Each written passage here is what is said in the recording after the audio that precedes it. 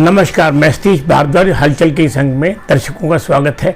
मैं आपके समक्ष पर्यावरण की शुद्धि के लिए केंद्र सरकार और राज्य सरकारों द्वारा किए जा रहे प्रयासों के बारे में कुछ जानकारी साझा करना चाहता हूं। जिस प्रकार से पानीपत में प्रतिबंधित पॉलीथीन का कारोबार करने वालों पर सीएम फ्लाइंग का छापा पड़ा, उससे कुछ व्यापारियों में रोष है, जिसके बारे में मैं सरकार को और लोगों को जानकारी देना चाहता हूं। सब्जी मंडी में सीएम फ्लाइंग की छापेमारी से मंडी में हड़कंप मच गया। भारी मात्रा में जब्त पॉलीथीन को बाजार से हटाने के लिए नगर निगम को कूड़ा उठाने वाली 2 गाड़ियां मंगानी पड़ी।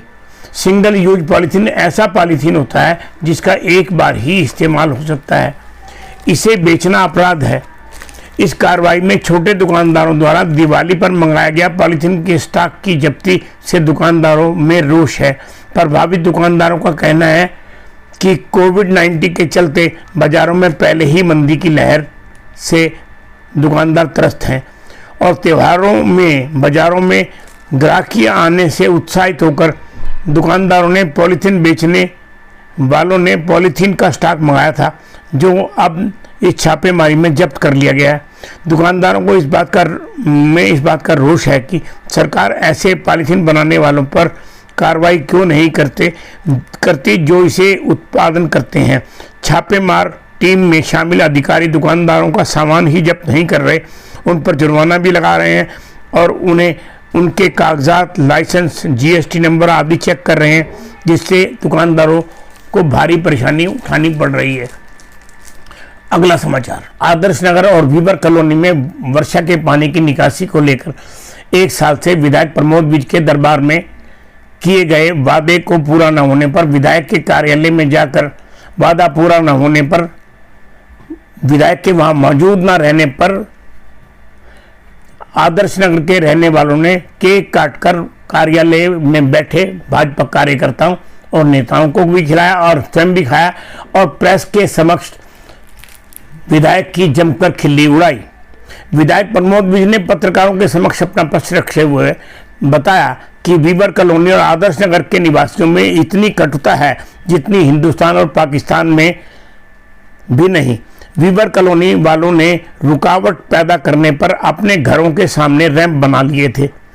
वर्षा के पानी को अपने घरों में जाने से रोककर तो उन्होंने पानी तो रुकवा दिया, पर वह सारा पानी का रुख आदर्श नगर की तरफ होने से आदर्श नगर के रहने वालों के घरों में घुस गया, जिससे विवाद पैदा हुआ और वहां के रहने वालों ने दोनों ने मुझे अप्रोच किया और मैंने मौके पर जाकर देखा, उसका समाधान निकालने का प्रयास किया और नगर निगम के तकनीकी अधिकारियों से इसके समाधान की चर्चा की, जिसके बाद ये पता लगा कि इसका स्थायी समाधान पब्लिक हेल्थ वालों को ही करना है।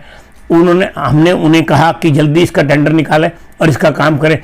इसी दौरान वहाँ पर बातचीत होने पर भी वो समाधान ना निकलने पर नगर निगम ने उन जो बनाए गए रैंप तोड़वाने के लिए जब जेसीबी भेजी तो तोड़फोड़ वाले दस्ते को वीवर्स कॉलोनी वालों ने यह कर विरोध किया कि हम इन्हें तोड़ने नहीं देंगे क्योंकि ये गंदा पानी हमारे घरों में जाएगा, जिससे विधायक ने बीच में पड़कर दोनों को शांत कराया और उन्हें वादा किया कि मैं इसका सरकारी समाधान करा दूंगा। लेकिन समाधान होने से पहले ही लॉकडाउन लग गया। लॉकडाउन के कारण यह मामला फिर लटक गया। अब लॉकडाउन खुलने के बाद मैंने पब्लिक हेल्थ को इस बात के लिए निर्देश दिए कि जल्द से जल्द इस कार्य को करवाया जाए और इसका टेंडर लगाया जाए। पब्लिक हेल्थ के अधिकारियों ने इसका टेंडर लगा दिया है, लेकिन उन्होंने ये बताया कि पहले इसलिए लेट हुआ क्योंकि पब्लिक हेल्थ को नगर निगम में विलय किया जा रहा था और विलय प्रक्रिया के चलते वो मामला लटक गया था। अब वो विलय प्रक्रिया पूरी हो गई है। पब्लिक हेल्थ अब नगर निगम में विलय हो चुका है और टेंडर लग चुका है, जिसे पत्रकार चाहें तो वह भी जाकर देख सकते हैं और इन दोनों कॉलोनियों के निवासी भी वहाँ जाकर देख सकते हैं। मैं जल्द ही काम पूरा होने पर कॉलोनी में जाऊँगा और दोनों को बीच में बिठाकर सारी समस्याओं की उनके से जानकारी दूंगा और कोशिश करूंगा कि उन दोनों का आपसी मतभेद भी समाप्त हो और वह सुख शांति से रहें। आपने वादा किया था पूरा नहीं हुआ, क्या कहना है? क्यों नहीं पूरा हुआ? तो कह रहे हो जो पानी का था निकासी का, आप निगम में जाइए, मेरी प्रार्थना है आपसे, निगम में जाइए, देखिए टेंडर लगा कि नहीं लगा। सर आज देखिए वो समस्या बहुत पुरानी थी और इनका आपस में आदर्श नगर और बीवर कॉलोनी का समन्वय ही नहीं आपस में, दोनों ऐसे जैसे पाकिस्तान इंडिया बनाए बैठे थे। मेरी प्रार्थना है कि एक तो अपना स्वभाव ठीक करे, दोनों जो वार्ड है वहाँ पे दोनों एरिया है वो आपस में एक दूसरे की समस्या को समझे और सहयोग करें। निगम के द्वारा वहाँ 2 या 3 बार गए, उस समस्या का क्या समाधान है इसकी जानकारी ली, उसका लगवाया टेंडर हमने पब्लिक हेल्थ से। पब्लिक हेल्थ ने टेंडर लगा के भेजा चंडीगढ़।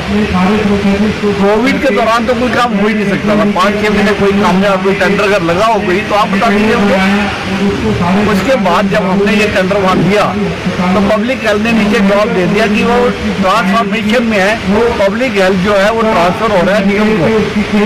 इस चक्कर में 2 से 2.5 महीने लगातार कितने डिपार्टमेंट में गए, लेकिन सब जगह यह था कि इसको निगम में अल्टीमेटली करना है, निगम ही करेगा। और अब पिछले 15 दिन पहले ही पब्लिक हेल्थ जो निगम में मर्ज हो गया है और जैसे ही मर्ज हुआ सबसे पहला काम हमने ये किया कि लगभग 46 लाख रुपए का टेंडर पेंडिंग था, सबसे पहले वो टेंडर लगा, जाके आप देख लीजिए। अब लोगों को सूचना ना हो तो मैं टेंडर नहीं होते सर आप? नहीं, मैं तो पहुंचे 2-2:30 बजे पहुंचे, अपने कई काम होते हैं। कोई बात नहीं, केक खिलाया है उन्होंने, नहीं था मैं उनके घर चले आऊंगा केक खाने। शुगर मिल भाई मेरी बात सुनो, जिस मानसिकता से वो आए हैं मेरी वो मानसिकता नहीं है। केक मेरा ड्यू रह गया, मैं उनके घर एक बार फिर केक खाने भी चले आऊंगा और एक बार समोसे और खा लूंगा, जो पहले समोसे 4-5 बार खाए हैं, एक बार और खा लेके थोड़ा अपने भाई हैं, कोई ऐसी बात नहीं है, किसी बहुत में तंग है, वो ऐसी बात नहीं है कि दुखी नहीं है, दुखी है। उनके इसको देखते हुए सबसे पहला काम मैंने आदर्श नगर के टेंडर ही लगाया आजादी निगम में। अगला समाचार, केंद्र सरकार और प्रदेश सरकार जिस प्रकार से पर्यावरण को शुद्ध करने के लिए अपने प्रयास कर रही है, उसे देखते हुए प्रदूषण नियंत्रण को लेकर गंभीर प्रयासों की अनदेखी नहीं की जा सकती। वायु प्रदूषण पर नियंत्रण के लिए 7 से 30 नवंबर तक पटाखे फोड़ने पर प्रतिबंध है। 15 राज्यों को केंद्र सरकार ने वायु की गुणवत्ता सुधारने के लिए 2 करोड़ से ज़्यादा रुपए दिए हैं। वाहनों के विद्युतीकरण की दिशा में भी केंद्र सरकार ने रिफाइनरी के साथ मिलकर महत्वपूर्ण प्रयास किए, जिसकी वीडियो मैं आपके समक्ष रख रहा हूं। कृपया इसे देखने का कष्ट करें।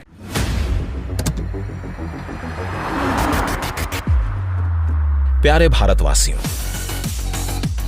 क्या आप बैटरी से चलने वाली गाड़ी चलाते हो? तो सबसे पहले आपका धन्यवाद प्रकृति को संवारने में आपके योगदान के लिए। पर आप बार बार बैटरी चार्ज करना, बदलना जैसी कई समस्याओं का सामना करते हैं। आप जब पर्यावरण के बारे में इतना सोचते हैं तो आपकी सहूलियत के बारे में सोचा है भारत सरकार ने। इसलिए इंडियन ऑयल और सन मोबिलिटी शुरू करने जा रहे हैं क्विक इंटरचेंज स्टेशंस, QIS। ये स्टेशंस होंगे हर तरह से टेक्निकली एडवांस्ड और बेहद ही कन्वीनियंट। मतलब कि पहले की तरह बैटरी चार्जिंग के लिए घंटों का इंतजार खत्म होगा। साथ ही इन स्टेशंस पर एक डिस्पेंसर में होगी प्री चार्ज्ड बैटरीज। इलेक्ट्रिक वाहन यूजर्स को अपने वाहन की बैटरी निकालकर इस मशीन में रखनी होगी। इसके बाद उस बैटरी की क्षमता और पावर यूसेज की जांच होगी, जिसके बाद एक बिल जनरेट होगा और ग्राहक को मिलेगी नई बैटरी। है ना, बेहद ही आसान प्रोसेस, बिल्कुल एक ATM से पैसे निकालने जितना। वैसे इस पूरे प्रोसेस में लगेगा मात्र 1 मिनट का समय, मतलब कि एक गाड़ी में पेट्रोल या डीजल भरवाने से भी कम समय। Solar energy and other renewable sources of energy have become more competitive. They are emerging as sustainable substitutes for traditional energy forms. प्रधानमंत्री नरेंद्र मोदी जी के विजन के अनुरूप इंडियन ऑयल की ये शुरुआत रीन्यूएबल एनर्जी और बेहतर भविष्य की ओर एक बड़ा कदम है, जिससे आने वाले समय में पोल्यूशन को कम किया जा सकेगा और इको फ्रेंडली प्रोडक्शन को भी बढ़ाया जा सकेगा।